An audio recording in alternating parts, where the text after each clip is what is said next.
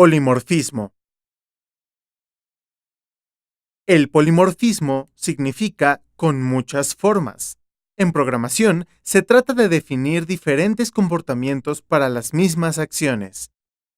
En C#, el polimorfismo se define en clases como un miembro virtual que se puede modificar sin restricción en clases derivadas. Todos los miembros pueden ser vulnerables excepto los campos. Para definir un miembro virtual, escribe el modificador de acceso. Coloca la palabra clave virtual. Termina de definir el miembro con su tipo de dato e identificador.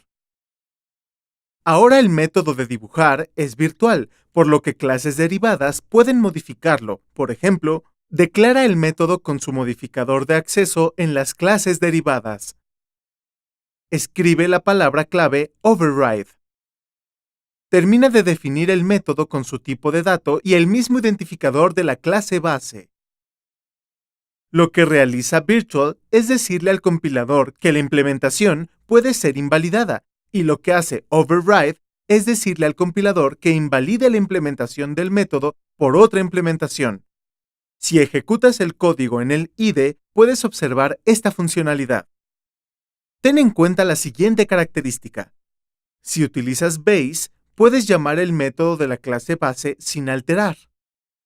Esto sucede porque la herencia hace una copia de los miembros de la clase base en la clase derivada. Entonces el método que se invalida es la copia, mas no el método definido en la clase base. Toma el ejemplo anterior. Invoca al método dibujo de la clase forma utilizando la palabra clave base. Coloca la invocación dentro de los métodos derivados de la clase base. Ejecuta el programa. Observa que el método de la clase base funciona igual aunque se aplique el polimorfismo. En C# se puede evitar la invalidación o, en pocas palabras, evitar el polimorfismo sellando los miembros. Escribe el modificador de acceso. Escribe la palabra clave sealed. Termina de declarar el miembro. Observa este ejemplo. Imagina que existen tres clases, A, B y C, donde B hereda de A, C hereda de B. En A está definido el método hola. En B se invalida el método para reimplementarlo y lo sella. En la clase C, hereda el método sellado que no se puede reimplementar. Crea un nuevo método llamado de la misma forma con la palabra clave new que sustituye al heredado. Llama al método sellado con la palabra clave base. Ejecuta el programa. Observa que el nuevo método en C reemplaza al sellado. Las clases abstractas son aquellas en las que no se implementan todos o algunos de sus métodos con el fin de implementarlos en clases derivadas utilizando el polimorfismo. Para definir clases abstractas, escribe el modificador de acceso. Escribe la palabra clave abstract. Termina de definir la clase.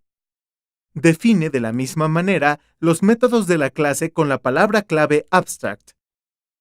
Coloca punto y coma después de los paréntesis del método. Para implementar los métodos de la clase abstracta, ésta se tiene que heredar y utilizar override para implementarlos en la clase derivada. Toma en cuenta lo siguiente. No se pueden crear objetos de una clase abstracta. No es posible utilizar self en una clase abstracta. La clase derivada de una clase abstracta debe contener las implementaciones de todos los miembros abstractos, si no, aparecerá un error. Solo se permite utilizar abstract en un método cuando éste pertenece a una clase abstracta. Un método o clase abstracto nunca puede ser static. No se permite el uso de virtual en métodos abstractos porque implícitamente ya lo son. En este ejemplo, se aprecia cómo se implementan los métodos abstractos en la clase derivada. Ejecuta este código en el IDE para observar su funcionamiento. El polimorfismo es la propiedad más utilizada en la programación orientada a objetos. Es especialmente útil en el diseño de GUI o interfaces gráficas de usuario, donde cada elemento puede adquirir diferentes formas o acciones.